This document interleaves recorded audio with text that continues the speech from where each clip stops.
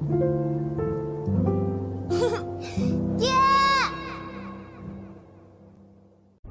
千世界万里，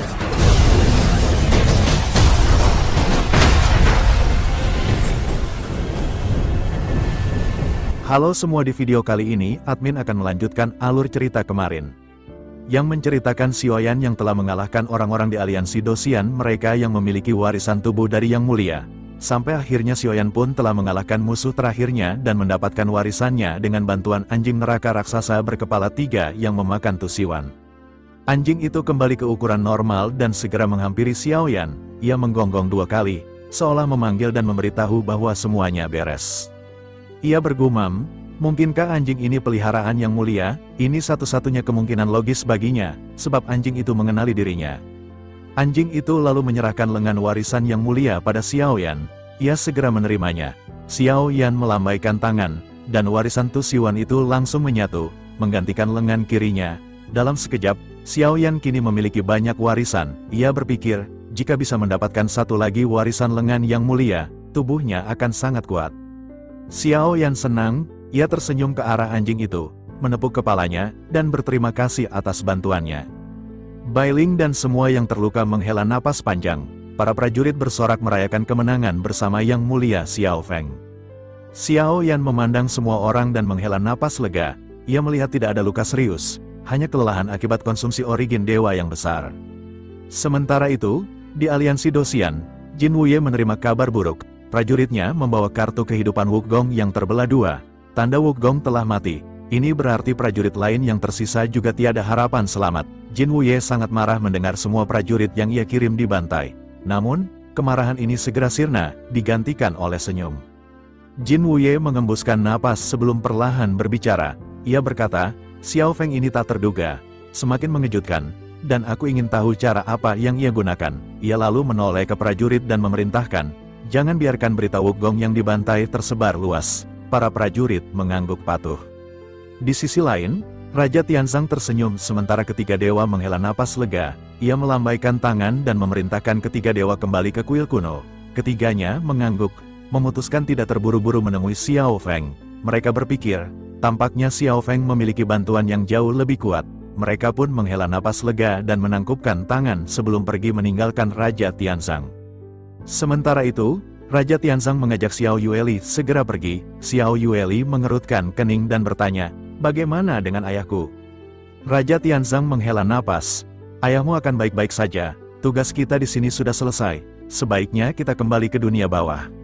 Xiao Yueli geram, ia sangat ingin bertemu Xiaoyan, tapi aku belum bertemu ayahku. Raja Tianzang menjelaskan, jika saatnya tiba, ayahmu akan datang mencarimu. Sebaiknya kita pergi sekarang dan jangan mengganggu misi Xiaoyan. Mendengar itu, Xiao Yueli hanya bisa menggerutuk kesal. Ia akhirnya tanpa daya mengikuti Raja Tianzang, dan keduanya seketika menghilang. Kembali ke Xiaoyan, ia tidak menunggu kedatangan orang-orang kuil kuno. Ia berpikir masalah di sini sudah selesai dan tidak lagi membutuhkan bantuan mereka. Xiaoyan juga menduga semua ini telah diatur, karena ia menyadari status anjing yang membantunya itu tidaklah sederhana. Ia menghela napas lega dan segera mengeluarkan gulungan misi. Xiaoyan menunjuk gambar senjata di gulungan itu kepada anjing, seolah bertanya apakah anjing itu tahu lokasinya. Anjing itu mengerti dan menggonggong. Seketika, cahaya api terbang, dan senjata yang dicari Xiaoyan keluar dari mulut anjing itu. Melihat tombak itu, Xiaoyan sangat terkejut. Tak disangka, tombak itu telah ditelan anjing itu, dan Xiaoyan tidak perlu bersusah payah mencarinya. Ia menghela napas dan kembali menepuk kepala anjing itu, berterima kasih. Setelah itu, Xiaoyan memandang semua orang yang sedang memulihkan diri. Ia sendiri juga menderita luka ringan yang akan cepat sembuh. Akhirnya, sambil menunggu semua orang beristirahat, Xiaoyan memutuskan duduk bersila. Perjalanan kali ini sangat bermanfaat bagi Xiaoyan karena ia telah menerima 3 warisan. Warisan ini mengandung energi kaya yang akan memberinya kekuatan dalam kultivasi. Xiaoyan berpikir, ini waktu yang tepat mengaplikasikan warisan-warisan ini. Semua orang kini beristirahat, begitu juga Xiaoyan yang duduk bersila setelah memulihkan diri ke kondisi puncaknya. Xiaoyan kini bersiap menyerap warisan yang telah ia dapatkan. Pertama, Xiaoyan mulai menatap warisan dari Lei Yang. Ia sebelumnya melihat serangan Lei Yang dan mengetahui namanya, Jari Gunung dan Lautan. Xiao Yan menutup mata dan merasakan kekuatan jari tersebut. Ia kembali berhadapan dengan sosok yang mulia yang mengangkat tangannya. Gunung dan lautan di hadapannya bergetar, seolah dunia akan jungkir balik oleh kekuatan jari yang mulia. Setelah beberapa saat, Xiao Yan menyadari bahwa jari ini seharusnya untuk penembusan, bukan kehancuran. Sepertinya Lei yang telah salah memahami sepenuhnya makna dari jari gunung dan lautan. Xiao Yan tersenyum tipis. Bersamaan dengan pemahamannya tentang jari itu, bintang-bintang di tubuh Xiao Yan meningkat pesat, yang awalnya 3.500 kini menjadi total 5.000. Xiao Yan akhirnya mencapai tahap akhir dogat bintang 1. Xiao Yan sangat senang karena peningkatan 1.500 bintang ini sungguh luar biasa. Ia pun berpikir, berapa banyak bintang lagi yang akan bertambah setelah ia menyerap semua warisan. Setelah itu, Xiao Yan menekan pemikirannya ini dan seketika merasakan mata kirinya. Bersamaan dengan itu, gambaran terus muncul di benaknya. Suara yang mulia perlahan bergema, menjelaskan warisan mata kiri ini. Yang mulia menjelaskan bahwa ini adalah mata dewa. Ketika Xiao Yan membukanya, ia akan bisa melihat jejak sumber, origin dan tipu muslihat lawan. Namun, hal itu juga akan menguras kekuatan spiritual secara ekstrim. Oleh karena itu, Xiao Yan harus sangat berhati-hati menggunakan teknik tersebut. Bersamaan dengan peningkatan kekuatan spiritual Xiao Yan, jumlah bintang di tubuhnya juga terus bertambah. Yang sebelumnya 5.000, kini telah bertambah menjadi 7.000. Selain itu, lautan bintang milik Xiao Yan ini 2 kali lebih besar dari lautan bintang dogat biasa. Itu berarti, jika ada 7.000 lautan bintang, maka setidaknya Xiao Yan memiliki jumlah 2 kali lipat, sehingga kekuatannya akan meningkat sangat pesat. Xiao Yan menghela napas dan tidak berhenti berlatih. Setelah memahami 2 warisan, ia akhirnya menatap tangan kirinya. Warisan ini ia dapatkan dari Tu Xiuyuan. Alasan mengapa Tu Xiuyuan begitu kuat adalah karena warisan lengan kiri ini. Bersamaan dengan Xiao Yan menatap tangan kiri ini, sosok yang mulia kembali muncul di benaknya. Xiao Yan tertegun karena banyak gambaran juga seketika muncul. Suara yang mulia terdengar, mengatakan bahwa keberuntungan Xiao Yan sangat bagus. Ia telah mendapatkan jari, mata, dan lengan yang mulia sekaligus. Xiao Yan menghela napas dan berpikir bahwa ia juga tidak pernah menyangka akan bisa mendapatkan hal tersebut. Sementara itu, sosok yang mulia kembali menjelaskan mengenai warisan lengan kiri ini. Yang mulia menjelaskan bahwa kekuatan lengan ini dapat menampung semua kekuatan Xiao Yan. Dengan begitu, Xiao Yan dapat mengintegrasikan semua kekuatannya melalui lengan kiri ini. Xiao Yan juga memiliki api dan guntur, dan sekarang dengan adanya jantung api putih, ia tentu saja akan bisa melancarkan kekuatan yang sangat kuat. Mendengar hal tersebut, Xiao Yan sangat terkejut karena ia tidak pernah menyangka kekuatan lengan kiri ini memiliki efek yang sangat bagus. Xiao Yan langsung menyerap kekuatan warisan lengan kiri dari Tu Xiuyuan. Bersamaan dengan itu, warisan itu pun memberikan Xiao Yan penambahan bintang-bintang di lautan bintangnya. Lautan bintang yang sebelumnya 7.000 kini telah meningkat menjadi total 9.000. Dengan begitu, Xiao Yan juga benar-benar telah menembus ambang batas menuju dogat bintang 2. Xiao Yan sangat senang. Namun, pada saat bersamaan, ia menyadari sesuatu. Ia tahu bahwa jika ingin mencapai 1.000 bintang terakhir dan mencapai lautan bintang berjumlah 10.000, proses tersebut tidak mungkin dilakukan cepat. Xiao Yan baru naik ke dogat bintang 1, dan fondasinya belum stabil. Jika ia serakah dan ingin menerobos langsung ke dogat bintang 2, ia khawatir hal tersebut akan membuatnya mandek di masa depan. Xiao Yan berpikir sepertinya ia tidak perlu terburu-buru menerobos ke dogat bintang 2, ia harus memaksimalkan kekuatan fisik dogat bintang 1 terlebih dahulu. Setelah memikirkan ini, Xiao Yan menghela napas dan perlahan membuka matanya, menatap semua orang. Saat ini, semua orang masih memulihkan diri, hanya Hansen yang sudah bangun. Xiao Yan tersenyum ke arah Hansen. Hansen pun menghampiri Xiao Yan dan bertanya, bagaimana kabar yang mulia Xiao Feng? Xiao Yan tersenyum dan berkata ia baik-baik saja. Bagaimana keadaanmu, Hansen? Bagaimana keadaan 10.000 prajurit hantu di bawah kepemimpinanmu? Hansen tersenyum dan berkata ia dan prajuritnya baik-baik saja. Setelah pertempuran, mereka telah mendapatkan cukup banyak waktu untuk memulihkan diri ke kondisi puncak. Xiao Yan tersenyum dan mengangguk. Sementara itu, Hansen menangkupkan tangannya. Ia berkata, Yang Mulia benar-benar telah menghabisi ketiga pewaris. Jika Yang Mulia tidak melakukan itu, saya khawatir kami semua akan binasa. Oleh karena itu, saya ingin mengucapkan terima kasih kepada Yang Mulia Xiao Feng. Menanggapi itu, Xiao Yan sedikit tersenyum sebelum menoleh ke anjing. Xiao Yan melanjutkan, semua ini bisa terselesaikan karena anjing ini. Jika anjing ini tidak membantai Tu Xiuyuan, Aku juga tidak tahu apakah aku masih bisa hidup. Hansen segera mengalihkan pandangannya ke anjing yang saat ini sedang menggosok-gosok kaki Xiaoyan. Hansen merasakan perasaan akrab kepada anjing itu. Begitu juga dengan Xiaoyan sebelumnya. Hansen sangat penasaran dengan identitas Xiaoyan, tetapi melihat anjing itu yang sangat akrab dengannya dan setelah merasakan perasaan yang familiar, Hansen semakin yakin bahwa sosok Xiao Feng ini adalah titisan dan reinkarnasi dari Yang Mulia yang sebenarnya. Hansen akhirnya menghela napas dan menangkupkan tangannya ke arah anjing itu, segera mengucapkan terima kasih. Sementara itu, anjing itu masih menempel di kaki Xiaoyan, seolah tidak memedulikan Hansen. Xiaoyan akhirnya hanya tersenyum pahit menatap Hansen yang diacuhkan. Setelah itu, Xiaoyan menatap anjing itu sebelum kembali berkata kepada Hansen. Xiaoyan menjelaskan ia ingin berjalan-jalan sedikit sambil menunggu semua orang selesai memulihkan diri. Hansen mengangguk, sementara Xiaoyan segera pergi bersama anjing itu. Xiaoyan terus bergegas maju. Dalam perjalanan, anjing itu menggonggong ke arah Xiaoyan seolah ingin menunjukkan sebuah tempat.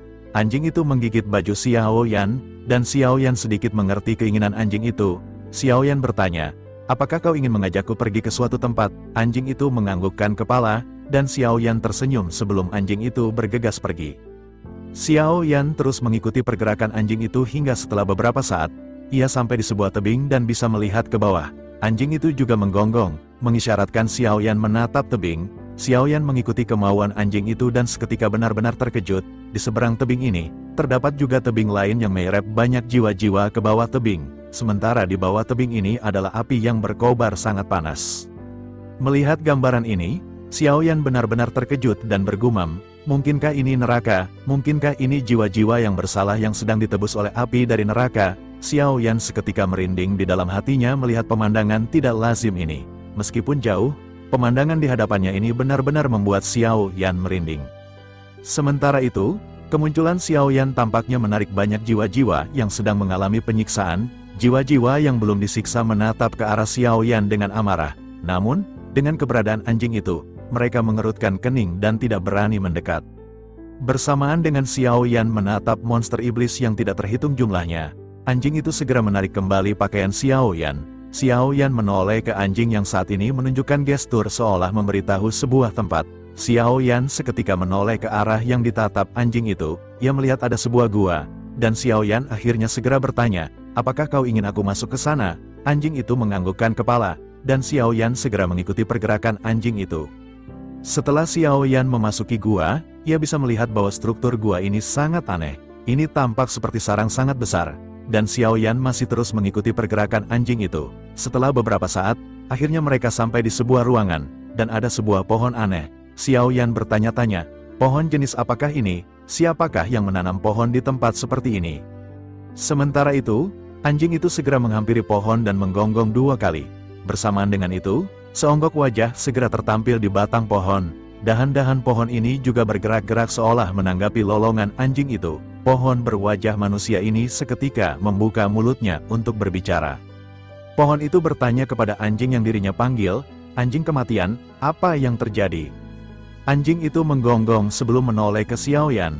Anjing itu seolah memberitahu mengenai Xiaoyan, dan pohon itu pun segera menoleh ke arah yang ditoleh anjing itu. Sosoknya seketika melihat Xiaoyan dan sedikit terkejut. Pohon ini pun seketika berkata, ternyata ada tamu. Pohon ini tidak menunjukkan kemarahan melihat kemunculan Xiaoyan di tempat ini. Pohon ini tampak memiliki sesuatu yang mendalam di dalam hatinya sebelum bergumam bahwa dirinya bisa merasakan aura yang agak familiar. Menanggapi itu, anjing itu menggonggong seolah menjelaskan mengenai Xiaoyan. Pohon ini pun seketika sedikit terkejut mendengar apa yang diucapkan anjing itu. Pohon itu segera berkata, bagaimana mungkin, ini adalah sosok yang mulia. Aku mengenali aura dari yang mulia. Jika menatap bocah tersebut, bocah ini tampaknya hanya memiliki warisan yang mulia. Tampaknya, hidung anjing kematian sedang bermasalah. Menanggapi perkataan pohon itu, anjing kematian menggonggong dengan marah. Setelah itu, ekspresi keheranan akhirnya segera muncul dari sosok pohon itu ketika dirinya lebih memperhatikan detail Xiaoyan. Setelah cukup lama memperhatikan Xiaoyan, akhirnya pohon itu berteriak keras ketika memanggil Xiaoyan dengan sebutan, Yang Mulia. Pohon itu terlihat memiliki ekspresi wajah dipenuhi kesedihan sebelum akhirnya lanjut berkata, akhirnya Yang Mulia muncul, aku sudah lama menunggu Yang Mulia kembali dari kematian. Mendengar hal itu, Xiaoyan tersenyum pahit. Ia benar-benar tidak tahu harus berkata apa. Ia akhirnya bertanya, apakah kalian berdua peliharaan yang mulia? Pohon itu mengangguk, kami semua adalah favorit yang mulia. Yang mulia telah membesarkan kami selama ribuan tahun, tetapi pada akhirnya yang mulia juga meninggalkan kami. Mendengar itu, Xiaoyan menyadari mereka telah disegel di tempat ini. Xiaoyan akhirnya ingin memastikan dan bertanya, apakah kalian disegel di tempat ini, dan apakah kalian ingin aku melepaskan kalian? Anjing kematian menggonggong, sementara pohon ini menganggukkan kepalanya. Pohon itu lanjut berkata kepada Xiaoyan, yang mulia telah menyegel kami sangat lama. Aku benar-benar ingin menjadi manusia dan ingin menjadi saudara perempuan dari yang mulia. Sementara itu, anjing kematian menggonggong seolah memberitahu keinginannya. Pohon itu segera menjelaskan bahwa anjing kematian meminta kepada yang mulia agar dirinya bisa berbicara. Xiaoyan sedikit tertegun mendengar apa yang baru saja diucapkan keduanya. Xiaoyan juga bertanya, mengapa yang mulia menyegel kalian di sini? Menanggapi pertanyaan Xiaoyan, pohon itu mengerutkan kening. Sosoknya berkata, yang mulialah yang menyegel kami, oleh karena itu bagaimana mungkin yang mulia tidak mengetahuinya? Xiaoyan tersenyum pahit, aku hanyalah reinkarnasi yang mulia, dan aku tidak tahu alasannya. Pohon itu menghela napas dan segera menjelaskan sesuatu kepada Xiaoyan. Pohon ini berkata yang mulia membawa mereka ke sini sebelum yang mulia terjatuh. Selain itu, tidak ada alasan mengapa yang mulia melakukan hal tersebut, dan yang mulia hanya memerintahkan mereka menunggu di sini. Mendengar cerita pohon itu, Xiaoyan merasa melankolis. Ia secara tidak langsung bisa merasakan kesedihan dari mereka yang berdiam diri entah berapa lama di tempat ini. Xiaoyan juga berniat membebaskan mereka, tetapi masalah segera muncul di benaknya. Xiaoyan jujur tidak yakin bagaimana ia bisa melepaskan segel mereka. Ia bergumam, kalian tahu aku reinkarnasi yang mulia. Dengan kekuatanku saat ini, aku khawatir tidak akan bisa berbuat apa-apa mengenai segel ini. Xiaoyan benar-benar khawatir ia tidak akan bisa membantu mereka melepaskan segel. Namun, tampaknya masih ada kesempatan. Jika mereka mau membantu Xiaoyan, mungkin dengan mereka yang membantu Xiaoyan meningkatkan kekuatannya, ia akan bisa dengan cepat melepaskan segel mereka. Mendengar hal tersebut, sosok pohon itu mengerutkan kening. Sosoknya merasa seolah dimanfaatkan oleh Xiaoyan, tetapi bagaimanapun Xiaoyan adalah pewaris dan reinkarnasi dari yang mulia, dan dirinya tidak bisa menolaknya. Terlebih lagi, sepertinya hanya inilah satu-satunya cara bagi mereka untuk bisa melepaskan diri dari segel. Pohon itu memiliki kemampuan memperkuat tubuh fisik. Selain itu, dirinya juga bisa memperkuat senjata, asalkan bahan-bahannya berkualitas bagus. Sementara itu, anjing kematian menggonggong dan segera menghampiri Xiaoyan. Anjing itu segera membuka mulutnya dan bola cahaya seketika keluar.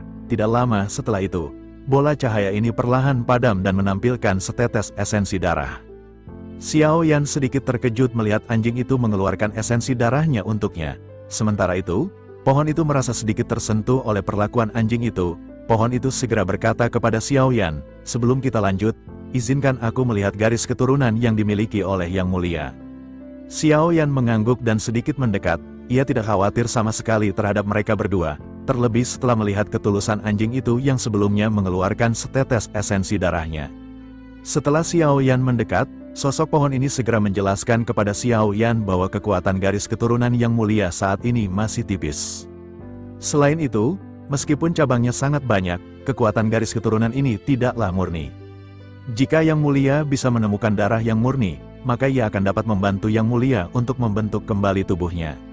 Sementara itu, untuk tetesan darah yang sebelumnya diberikan oleh anjing kematian, karena garis keturunan Yang Mulia masih belum kuat, hal tersebut tidak akan bisa langsung diserap oleh Yang Mulia. Selain itu, setetes esensi darah anjing kematian ini setara 1/10 kekuatannya. Xiaoyan akhirnya benar-benar ingin membantu mereka melepaskan diri dari segel di tempat ini. Namun, meskipun begitu, Xiaoyan tidak tahu kapan ia akan bisa membantu mereka. Tetapi tidak peduli seberapa sulit dan seberapa lama ia akan bisa melepaskan segel, Xiaoyan akhirnya berjanji kepada keduanya. Xiaoyan berkata, aku akan memegang janji ini di dalam hatiku. Ketika aku bisa membuka segel ini, aku tidak akan banyak bicara lagi. Aku akan langsung membuka segel ini dan membiarkan kalian semua lepas dari segel. Mata Xiaoyan dipenuhi sinar dan tekad setelah mengucapkan janji tersebut. Pohon dan anjing itu juga merasa sangat senang. Meskipun mereka tidak tahu kapan akan dibebaskan, akhirnya, pohon ini segera berkata bahwa dirinya memiliki nama Black Mulberry Tree. Julukan yang Mulia berikan kepadanya adalah Wood Balm. dan Yang Mulia bisa memanggilnya dengan sebutan tersebut di masa lalu.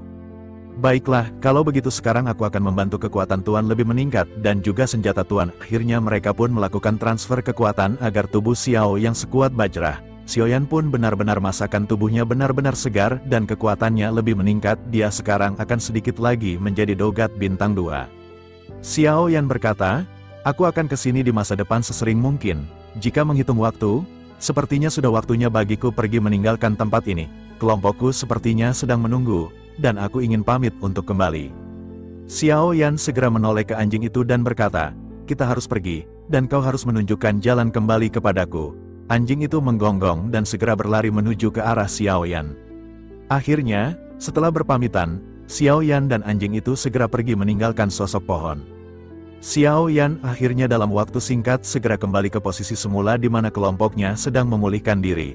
Saat ini, semua orang pada dasarnya telah selesai memulihkan diri masing-masing. Mereka tampak terlihat sangat cemas karena ketidakhadiran Xiao Feng.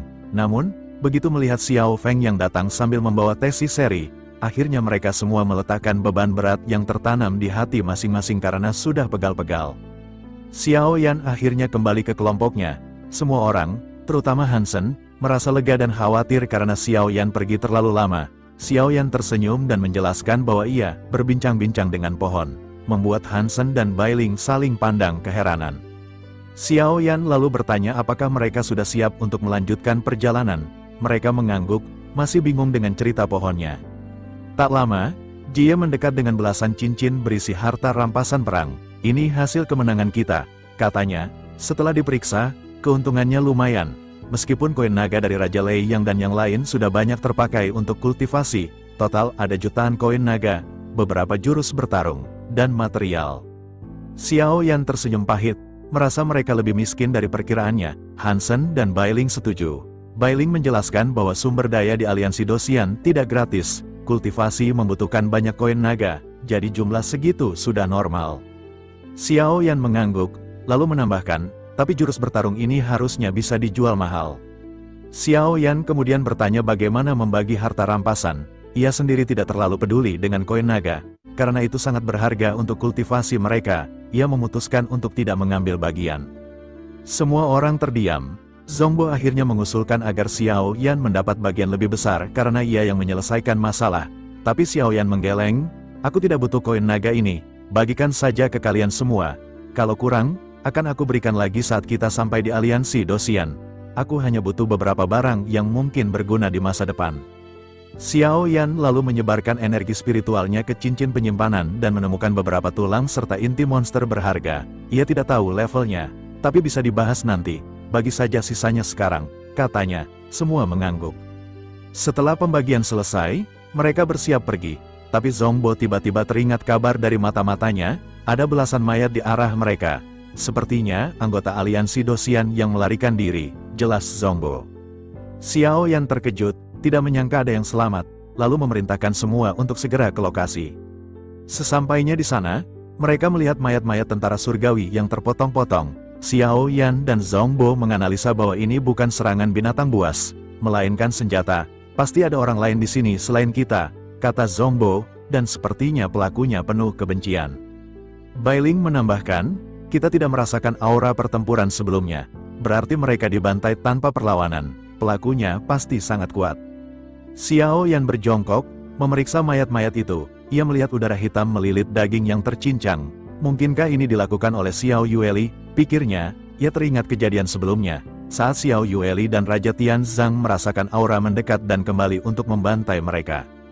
Meski Xiaoyan tidak tahu persis apa yang terjadi, ia curiga, apakah dunia bawah dekat sini? Tanyanya pada Zongbo. Zongbo mengangguk, tapi wajahnya tampak rumit. Ia menjelaskan bahwa dunia bawah sangat sulit ditemukan, bahkan oleh aliansi Dosian.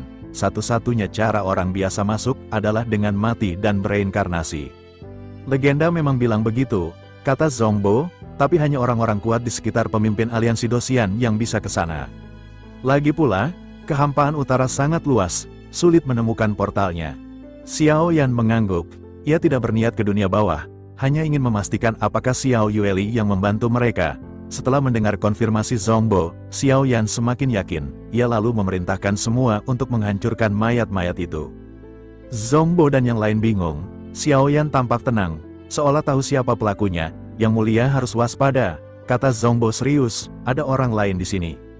Xiaoyan tersenyum pahit, ia tidak tahu apakah ini baik atau buruk. Setelah berpikir, ia memutuskan untuk tidak menjelaskan detailnya. Kalian tidak perlu terlalu khawatir, ayo kita pergi, katanya. Zhongbo yang penasaran bertanya, apakah yang mulia tahu siapa yang membunuh mereka? Xiaoyan akhirnya menjawab singkat, aku tahu, tapi belum 100% yakin. Singkatnya, orang yang kalian khawatirkan itu bukan masalah bagi kita. Zhongbo dan yang lain lega, meskipun masih bertanya-tanya dalam hati siapa pelakunya. Mereka akhirnya menurut dan terdiam. Setelah menghancurkan mayat, kelompok Xiaoyan kembali bergegas pulang.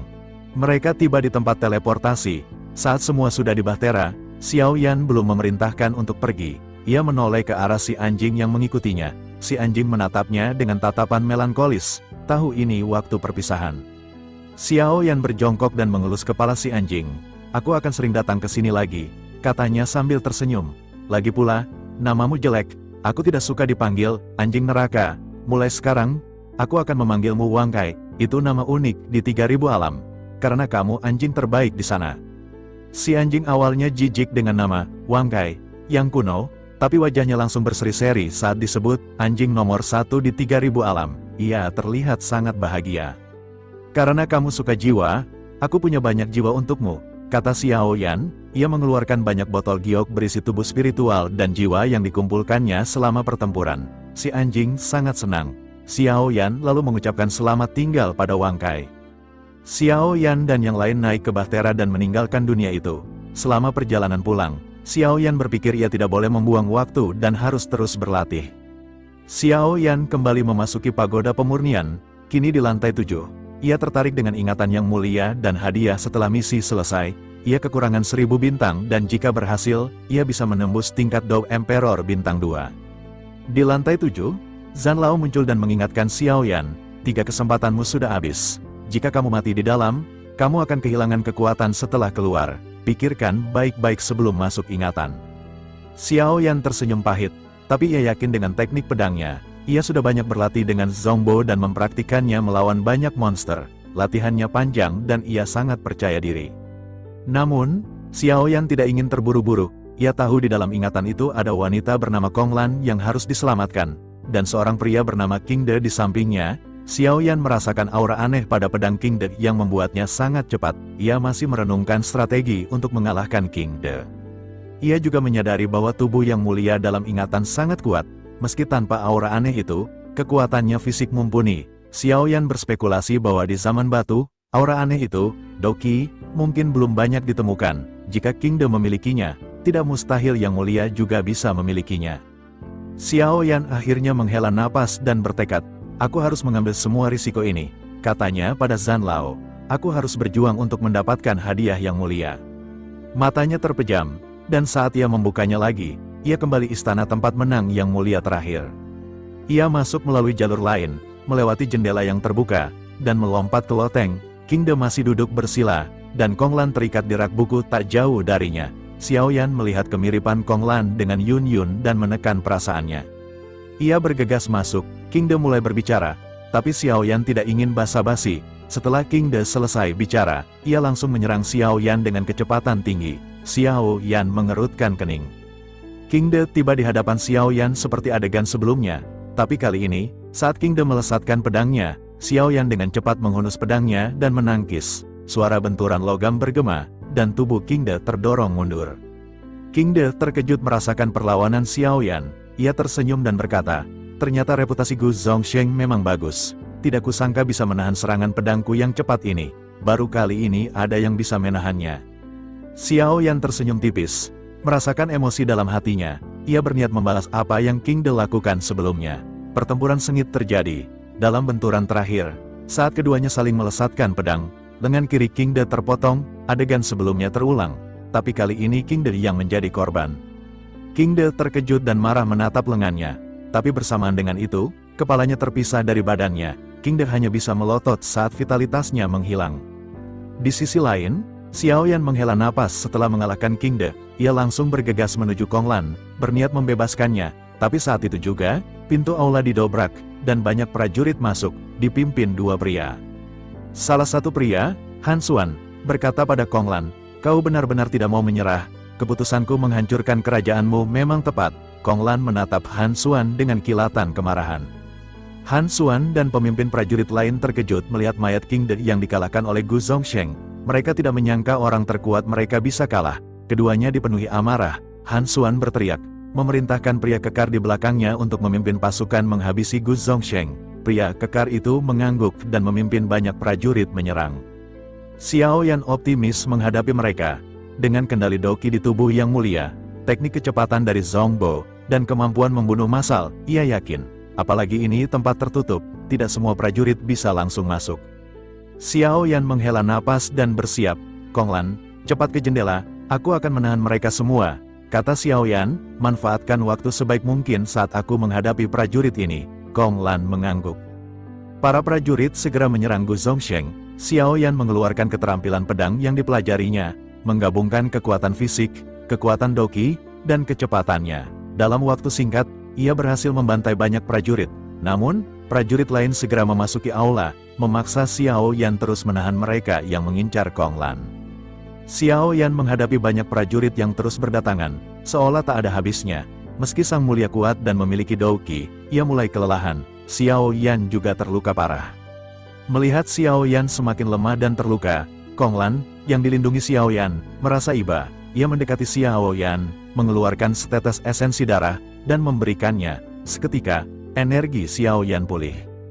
Kong Lan kemudian menjelaskan bahwa para penyerang mengincar esensi darah keabadian miliknya. Ia telah memberikan esensi itu pada Gu Zongsheng, yang kini akan menjadi makhluk abadi. Kong Lan rela memberikannya agar Gu Zongsheng tak menderita. Gu Zongsheng terkejut mendengar ini.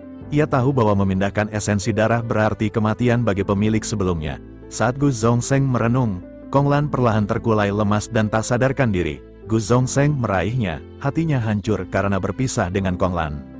Xiao Yan merasakan kemarahan meluap di hati Gu Zongsheng. Gu Zongsheng berbalik menghadapi para prajurit. Tak lama, prajurit menangkap Gu Zongsheng. Setelah Kong Lan meninggal, Xiao Yan keluar dari memori Sang Mulia.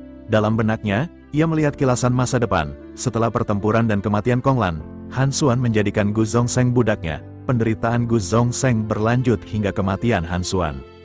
Meskipun Han Xuan meninggal, nasib Gu Zongsheng semakin menyedihkan. Ia kesepian, tanpa teman, dan peperangan pecah di mana-mana. Setelah waktu yang sangat lama, Gu Zongsheng memutuskan bunuh diri. Ia melompat dari tebing tinggi, berharap mengakhiri penderitaannya. Namun, setelah tak sadarkan diri, Gu Zongsheng terbangun, lengannya patah. Ia bertanya-tanya apakah ia sudah mati dan berada di alam reinkarnasi. Tiba-tiba, seorang gadis kecil mendekat dan terkejut melihatnya tergeletak. Gadis itu memanggil ibunya. Sang ibu khawatir dan melarang putrinya mendekati orang asing. Tapi gadis itu tak menurut. Saat sang ibu memanggil nama putrinya, Lan Er, Gu Zongsheng terkesiap. Nama itu mirip dengan Kong Lan. Mungkinkah Kong Lan bereinkarnasi? Xiao Yan kembali ke tempat semula dan membuka mata. Melihat Zhan Lao tersenyum, Xiao Yan sangat tertarik dengan kisah Sang Mulia dan ingin tahu apakah gadis itu reinkarnasi Kong Lan. Ia bertanya apakah bisa ke lantai berikutnya, tapi Zhan Lao menggeleng. Xiao Yan harus memahami memori ini sepenuhnya. Xiao Yan kembali menyelami ingatan Sang Mulia, seperti menonton film, berusaha mencerna semuanya. Ia merasa tidak melewatkan apapun. Ia menyadari bahwa dengan merasakan setiap cerita, ia akan memahami keadaan pikiran karakter tersebut. Sang Mulia pasti sulit meninggalkan kenangan ini.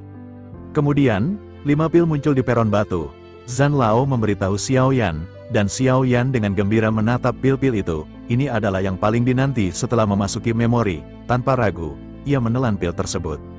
Zhan Lao tersenyum, namun ada sedikit kekhawatiran. Xiao Yan terlalu bersemangat untuk menjadi kuat demi membalas dendam pada aliansi Dosian.